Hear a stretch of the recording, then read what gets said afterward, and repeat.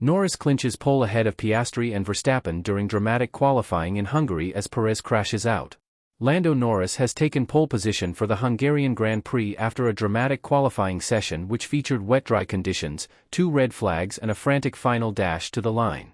After the McLaren man set an impressive provisional pole time of 1 minute and 15.227 seconds during the opening runs of Q3, the action was brought to a halt when Yuki Tsunoda suffered a heavy crash in the RB.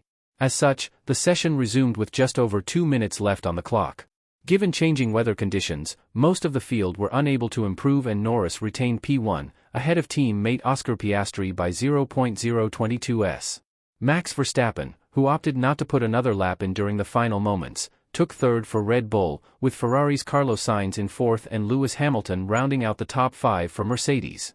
Charles Leclerc slotted into P6 for Ferrari, while Aston Martin had a decent outing as Fernando Alonso and Lance Stroll took P7 and P8 respectively. RB's Daniel Ricciardo also enjoyed a solid day in P9, ahead of the aforementioned Tsunoda in P10.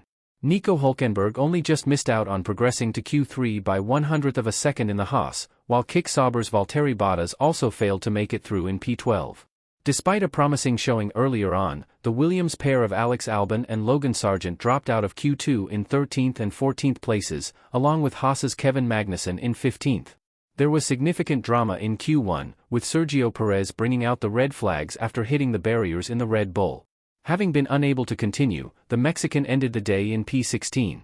Also eliminated was George Russell in P17, with the Mercedes man having seemingly put his lap in too early.